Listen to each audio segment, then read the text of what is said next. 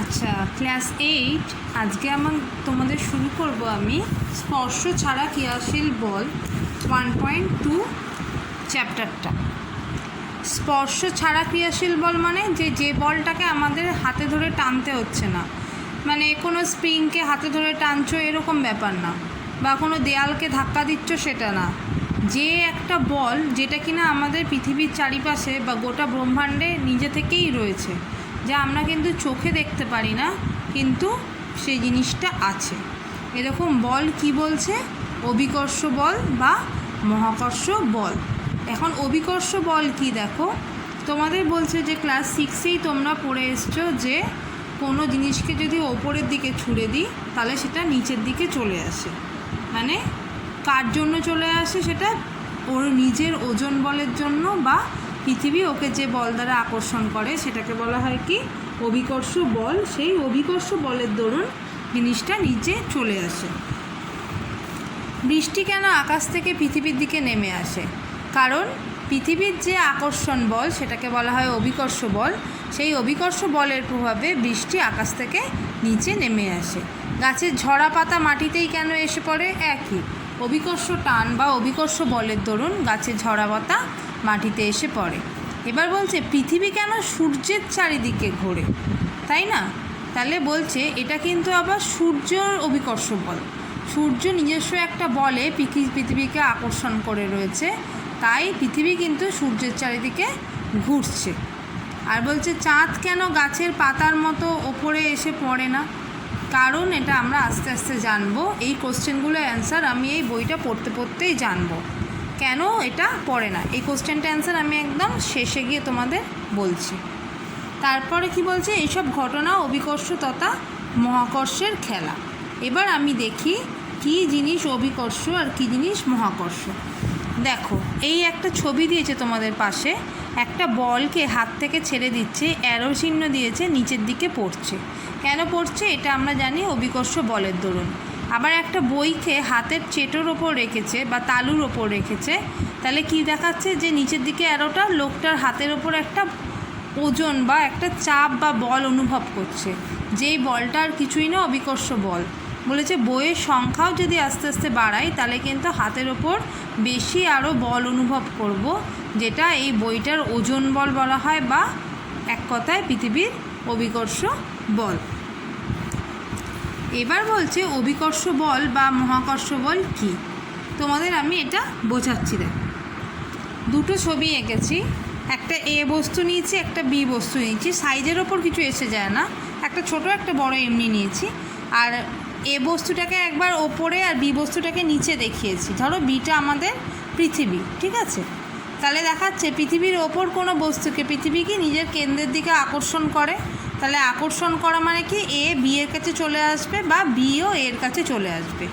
এবার যদি অবস্থানটা এরকম হতো, পাশাপাশিও হতো, ধরো তোমাদের মেঝের ওপর দুটো জিনিস রেখে দিয়েছো, বলছে নিউটন বলছে, বিজ্ঞানী নিউটন বলছেন যে এই দুটো বস্তুও কিন্তু পাশাপাশি থাকলেও পরস্পরকে আকর্ষণ করবে। সেই আকর্ষণ করার নামটাই হলো আমাদের কি? মহাকর্ষ। তাহলে মহাকর্ষ মানে কিন্তু শুধু ওপরে ছুঁড়ে দিলাম সেটা নিচে চলে এলো সেটা নয়।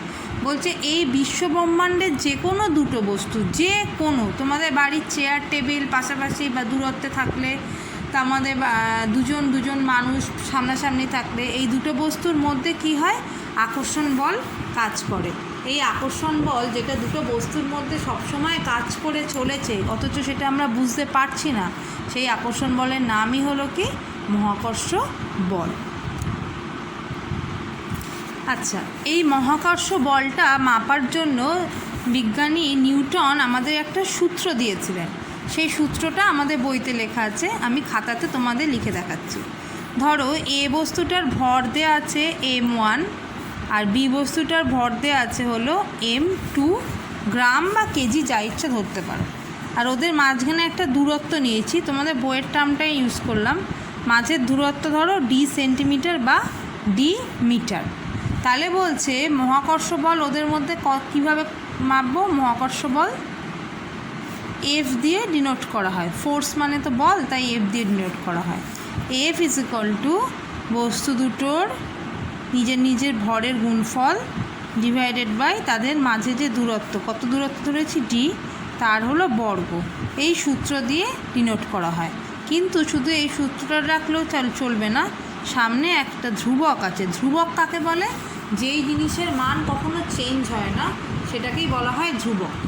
মানে ধরো আমি তোমাকে বলছি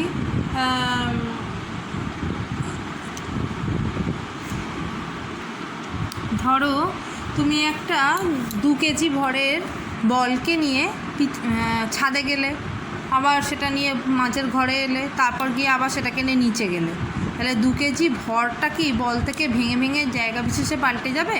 পাল্টে যাবে না। তাহলে 2 কেজি ভরটা ওই বলটার জন্য কি ধ্রুবক।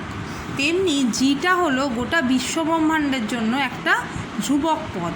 এই বলটা বা মহাকর্ষ বলটা বার করতে গেলে শুধুমাত্র ভরের গুণফল আর দূরত্বকে কাজ করালেই হবে না, তার সাথে এই ধ্রুবকটাও ব্যবহার করতে হবে। এই ধ্রুবকের নাম হলো আমাদের মহাকর্ষীয় ধ্রুবক। মহাকর্ষীয় ধ্রুবক এর মান আমাদের বইতেই দেওয়া আছে, কত? 6.67 বাই 10⁻11। 10⁻11 সূচকের অঙ্কে তোমরা পড়ে এসছো ক্লাস 7-এ। 11 মানে 10-এর 1-এর পর 11টা শূন্য। আর একক কী আছে? নিউটন মিটার স্কোয়ার, আর নিচে আছে কেজি স্কোয়ার। এইটাকে কিন্তু আমরা এইভাবেও লিখতে পারি। দেখো কীভাবে লিখছি। 6.67 10⁻11 ভাগ সাইন দিয়ে যদি 11 থাকে ওপরেটে গেলে -11 লেখা হয়। আর এককটা হলো নিউটন মিটার স্কোয়ার, আর কেজি স্কোয়ারটাকে আমরা বাই দিয়ে না লিখে কেজি -2 লিখব। মানে পাওয়ারগুলো নিচে যদি পাওয়ার থাকে সেই পাওয়ারটা ওপরে গেলে কী হয়েছে? মাইনাস হয়ে যায়। এখানে একটা কথা বলেছে দেখো, এই যে মহাকর্ষ বলটা কাজ করছে দুটো বস্তুকণা, সেই দুটো বস্তুকণার মধ্যে কোন বরাবর কাজ করে? বাঁকা বাঁকা পথে কাজ করে না সরল রেখা পথে? মানে কি আকর্ষণ বলটা এরকম ঢেউ খেলিয়ে খেলিয়ে যাবে না সোজাসুজি হবে? বলছি এটা একটা সরল রেখা বরাবর আকর্ষণ, মানে এই বস্তু দুটো পরস্পরকে এই সরল রেখা বরাবর আকর্ষণ করে এক জায়গায় মিলিত হতে পারে। ঠিক আছে, এবার সরল রেখাটা কার মধ্যে আঁকতে পারি? আমরা ম্যাক্সিমাম দুটো বিন্দুর মধ্যে দিয়ে কি আঁকতে পারি? একটি সরল রেখা আঁকতে পারি। এবার একটা বড় বস্তু নেওয়া মানে কি অনেকগুলো বিন্দুর সমষ্টি। এবার প্রত্যেকটা বিন্দুর সাথে প্রত্যেকটা বিন্দুর মহাকর্ষ বল কাজ করে। তাই মহাকর্ষ সূত্রে বলা হয় কি এই মহাকর্ষ বলটা দুটো বিন্দু বস্তুর মধ্যে বা বিন্দু আকৃতির বস্তুর মধ্যে আকর্ষণের কথা বলা হয়েছে, পুরো একটা বড় বস্তু না নিয়ে। পুরো বিন্দু বিন্দু দিয়ে অনেকগুলো বিন্দু দিয়ে যেহেতু একটা বড় বস্তু তৈরি হয়, তাই দুটো বড় বস্তু যখন আকর্ষণ করবে ধরে নেওয়া হবে কি এর একটা বিন্দু ওর একটা বিন্দু বস্তুর মধ্যে আকর্ষণ বল কাজ করছে। আচ্ছা, এবার দেখি কি বলছে এখানে। যে তোমরা বলেছে যে সপ্তম শ্রেণীতে ভূগোল পড়তে দেখেছো বস্তুকে ন্যূনতম 11.2 কিলোমিটার/সেকেন্ড বেগে পৃথিবী থেকে ছেড়ে দিলে তা আকর্ষণের বাইরে চলে যায়। এই যে এই বেগটা, এটাকে বলা হয় কি আমাদের মুক্তি বেগ। মুক্তি মানে কাউকে যেন মুক্তি দেওয়া হলো। আমরা যদি পৃথিবী থেকে কোনো বস্তুকে এতটাই জোরে ছাড়বো, 11.2 কিলোমিটার/সেকেন্ড, কিন্তু মানে 1 সেকেন্ডে 11.2 কিলোমিটার চলে যাবে ভাবার বাইরে। এরকম যদি জোরে আমি কোনো বস্তুকে পৃথিবী থেকে সোজাসুজি ওপরে ছেড়ে দিই, তাহলে দেখা যাবে বস্তুটা আর পৃথিবীতে ফিরে আসে না বা পৃথিবীর আকর্ষণ এলাকার বাইরে চলে যায়। সেই ধরনের বেগকে বলা হয় কি মুক্তি বেগ। কিন্তু আসলে কি পৃথিবীর আকর্ষণের বাইরে চলে যাওয়া সম্ভব? সেটা কিন্তু সম্ভব না।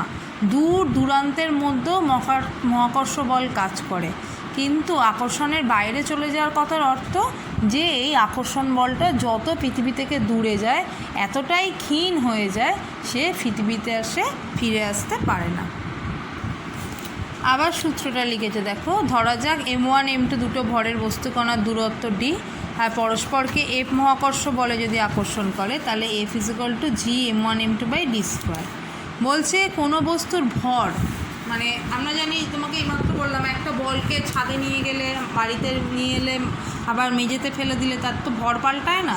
তাহলে এই ভর দুটোও ধ্রুবক, আর সমস্ত পৃথিবীর ক্ষেত্রে এই অভিকর্ষীয় ধ্রুবকের মানও ফিক্সড। কত? 6.67 × 10⁻11 newton metre square KG square. ঠিক আছে, মুখস্থ করে ফেলবে, ধ্রুবকটা মান সমেত মুখস্থ করবে, তোমাদের পরীক্ষায় আসবে। বলছে তাহলে এই যেহেতু যদি ফিক্সড হয়ে যায়, তাহলে মহাকর্ষ বলের মান কার ওপর পরিবর্তন? এখানে কটা কটা টার্ম আছে, আমরা একটু বড় করে দেখি। দেখো, মহাকর্ষ বল কিসের ওপর বাড়বে? জি, M1 M2 আমার ফিক্সড, তাহলে এ একমাত্র কার ওপর নির্ভর করছে? ডি এর ওপর। যদি দুটো বস্তুর মধ্যে দূরত্ব কমে, মানে কাছাকাছি আসে, তাহলে মহাকর্ষ বলের মান বাড়ে। আর যদি বস্তু দুটোর মধ্যে দূরত্ব বেড়ে যায়, মানে বস্তু দুটো আরও দূরে চলে যায়, তাহলে ওদের মধ্যে মহাকর্ষ বল কমতে থাকে। বলছে মহাকর্ষ বলের মান কি এমন হতে পারে যে 0 হয়ে যাবে? বলছে 0 কখনোই হয়ে যেতে পারে না। যতই দূরে নিয়ে যাক না হোক কেন, ক্ষীণ একটা আকর্ষণ বল কিন্তু বস্তু দুটোর মধ্যে থেকেই যায়। যেটা আমি তোমাদের মুক্তিবেগ পড়ানোর সময় বললাম একটু আগে, যে আদৌ কি মহাকর্ষের বাইরে চলে যায় বা জিনিসটাকে বা একদম আকর্ষণের বাইরে ফেলে দেওয়া সম্ভব না। যতই দূরে থাক না কেন, এফের ভ্যালু কখনোই 0 হয়ে যায় না। এফের মান খুব কম হলেও থেকে যায়, কিন্তু সেই কম বলটা আর বস্তুটার ওপর কোনো কাজ করে না বলে সে আর পৃথিবীতে ফেরত আসতে পারে না। বুঝে গেছে? এখানে বলেছে তোমাদের নেক্সট, বলছে নিউটনের মহাকর্ষ সূত্রে বিন্দু বস্তুর কথা বলা হয়েছে। তাহলে পৃথিবী, সূর্য, চাঁদ ইত্যাদি কি বিন্দু বস্তু? তাহলে এদের মধ্যে কিভাবে মহাকর্ষ সূত্র প্রয়োগ করবে? আচ্ছা, তোমরা চাঁদকে যখন দেখো বা যে কোনো তারাকে যখন দেখো, এখান থেকে এটা তারাকে কেমন দেখতে লাগে? এটা বিন্দুর মতোই দেখতে লাগে তো। তাহলে আসলে কিন্তু যে কোনো নক্ষত্র আকারে অনেক বড়, যদি সেটা কাছ থেকে দেখা যায়। পৃথিবী একটা গ্রহ, পৃথিবী কিন্তু আকারে অনেক বড়, কিন্তু অন্য কোনো গ্রহ বা নক্ষত্র থেকে পৃথিবীকে যখন দেখা হয়, সে কিন্তু তখন আকারে যথেষ্ট ছোট দেখায়। তার মানে যত দূরে যাবে কোনো জিনিস, সেই দূরত্বটা এতটা বেশি বড় হয়ে যায় যে অরিজিনাল যে বস্তুগুলোর ব্যাসার্ধ আছে, সেই ব্যাসার্ধর থেকে দূরত্বটা যদি অনেক বড় হয়ে যায়, তাহলে বলা হয় কি বস্তুগুলোকে আদপে ছোট ছোট বিন্দুর মতো দেখায়। আর বস্তুর ভরগুলো ওই বিন্দুর মধ্যেই থাকে বলে ধরে নেওয়া হয়, গোটা বস্তুর ভরটা। তাই দেখা যাচ্ছে যে মহাকর্ষের বল সমস্ত বস্তুর মধ্যেই প্রযোজ্য, কারণ চাঁদ, সূর্য, পৃথিবী এরা সব এক একটা ছোট্ট ছোট্ট বিন্দুর মতো দেখতে লাগে, একে অপরের থেকে অনেক দূরে অবস্থান করে বলে। একটা অঙ্ক দিয়েছে তোমাদের, বলছে প্রথমে সমান ভরের দুটো বস্তু নেওয়া হয়েছে, তারপর সেই সমান ভরের দুটো বস্তুর মধ্যে আকর্ষণ বল আমাদের বার করতে হবে। তারপর বলেছে একটা বস্তুর ভর 3 গুণ আর তাদের মধ্যকার দূরত্ব 5 গুণ করা হয়েছে। কেমন? আমি তোমাদের একটুখানি এমনি মুখে বোঝাচ্ছি। ধরো 1 কেজি দুটো বস্তু নেওয়া হয়েছে আর তাদের মধ্যকার দূরত্ব ছিল 1 মিটার। এই মতো অবস্থায় আমাদের বার করে নিতে হবে আগে মহাকর্ষ বল কত আছে। এবার বলেছে আর একটা বস্তুর ওজন 3 গুণ করে দিলাম, মানে একটাকে 1 কেজি রাখলাম আর একটাকে 3 কেজি করে দিলাম, আর মাঝের দূরত্বটাকে 5 গুণ করে দিলাম। তা আমার ছিল মাঝের দূরত্ব 1 মিটার, করে দিলাম তাহলে 5 মিটার। তাহলে এখন কতটা মহাকর্ষ বল কাজ করবে সেটা হাতে নাতে আমাকে দেখতে হবে। দেখা যাক। প্রথম ছবিটা আমি এঁকেছি, দেখো দুটো বস্তুর ভর বলে দিয়েছে একই, সেম, তাই M1 M2 নিইনি, দুটোই MM বলে লিখেছি। তোমরা এগুলো 1 কেজি 2 কেজিতেই করতে পারো, কিন্তু একটা জেনারেলাইজড ফর্ম আমাদের ধরতে হয়, তাই MM লিখেছি। তাদের মধ্যকার দূরত্ব যদি D হয়, তাহলে ফর্মুলা অভিকর্ষজ বল F1 নাম দিয়ে এটা G × M × M/d²। এটাকে তোমরা M² করে দিতে পারো।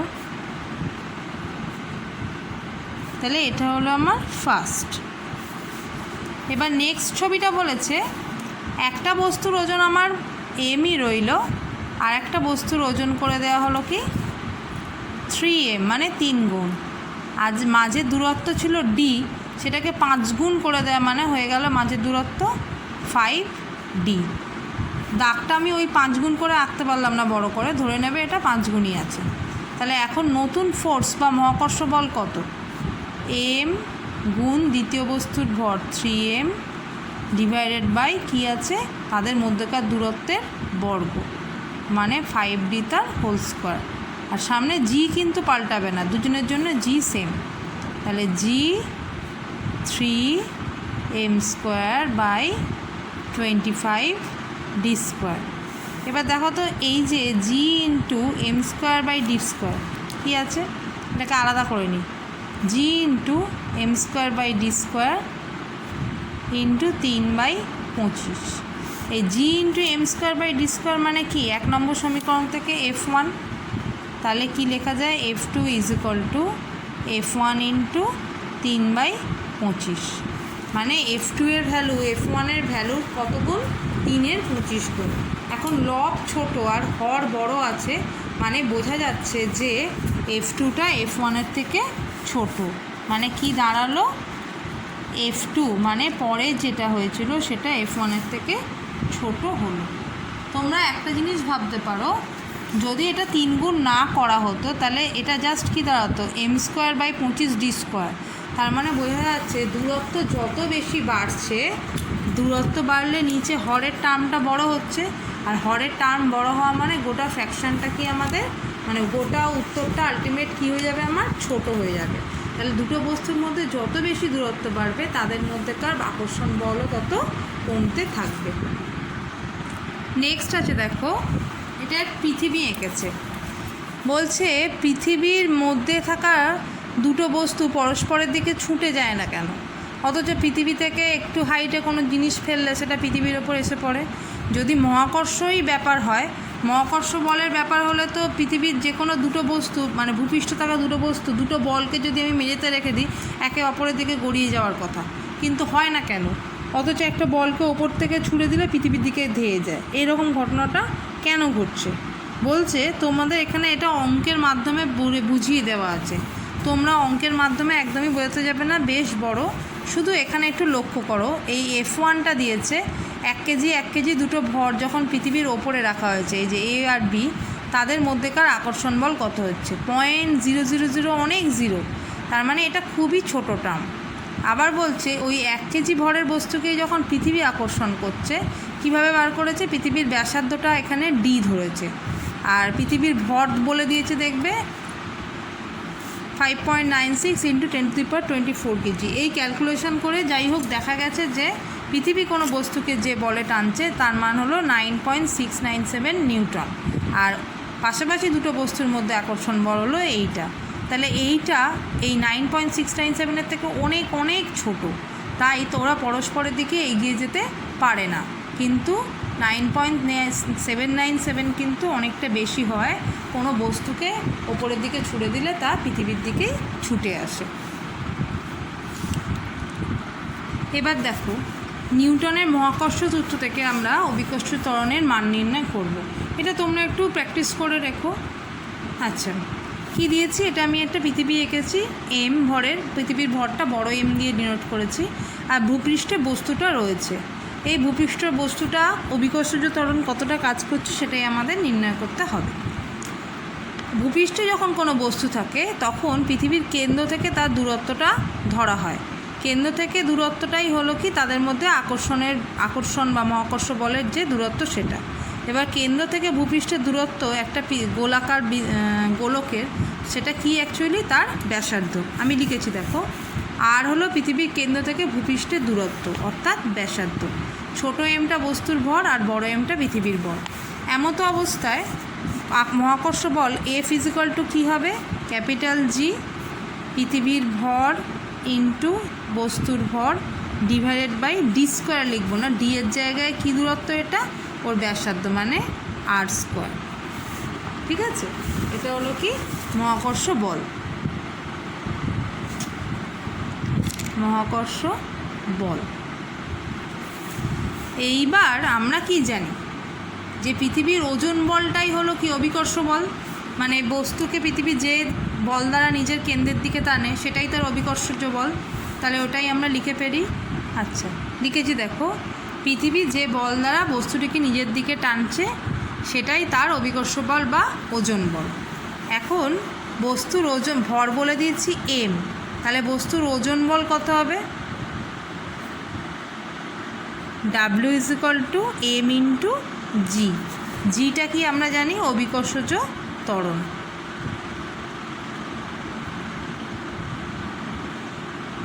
তাহলে ভূপৃষ্ঠে থাকাকালীন মহাকর্ষ বল আর ওজন বল কিন্তু আমাদের সেম, তাহলে লিখতে পারি সুতরাং মহাকর্ষ বল মানে কি পৃথিবী আর বস্তুর মধ্যে যে আকর্ষণ বল সেটাই ওজন বল, পৃথিবী যে বল দ্বারা বস্তুকে আকর্ষণ করে, সমান সমান ডাব্লু।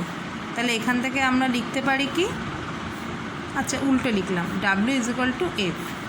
তাহলে ডাব্লুর জায়গায় বসিয়ে দিলাম mg, আর এফের জায়গায় বসাবো কি g into capital M divided by R square. দুদিক থেকে এম কেটে দাও, বা g is equal to by R square. এবার এই ক্যাপিটাল জি মানে 6.67 ইন্টু 10⁻11, ক্যাপিটাল এম মানে পৃথিবীর ভর 5.96 ইন্টু 10⁻24 কেজি, আর পৃথিবীর ব্যাসার্ধ মানে 6.367, এগুলো আমি লিখে দিচ্ছি। জি এর ভ্যালু কত, এই ভ্যালুগুলো যদি বসাই, জি এর ভ্যালু 6.67, এম এর ভ্যালু মানে পৃথিবীর ভরের ভ্যালু হলো, দেখবো বইতে দেওয়া আছে 5.96 ইন্টু 10⁻24 কেজি, আর আর মানে ব্যাসার্ধ হলো 6370 ইন্টু 10 কিউব, তার মিটার হয়। তাহলে এই সব ক্যালকুলেশন করে জি এর ভ্যালু আসে হলো 9.81 নিউটন পার প্রতি সেকেন্ড স্কোয়ার। এটা হলো আমাদের জি এর ভ্যালু বা অভিকর্ষ ত্বরণের ভ্যালু আসবে এসআই পদ্ধতিতে। আজকে এই অবধি রইল, নেক্সট একটা ভিডিও আমরা পোস্ট করব। এই অবধি তোমরা যা পড়িয়েছি গোটা সপ্তাহ ধরে অল্প অল্প করে পড়বে, অনেকটা ভিডিও একসাথে দেওয়া হয়ে গেছে, বইটা বুঝে বুঝে আর ভিডিওটা দেখে অল্প অল্প করে পড়বে। সরি, এই যে এটা নিউটন পার সেকেন্ড স্কোয়ার লিখে ফেলেছিলাম, এটা হবে মিটার পার সেকেন্ড স্কোয়ার। ওকে।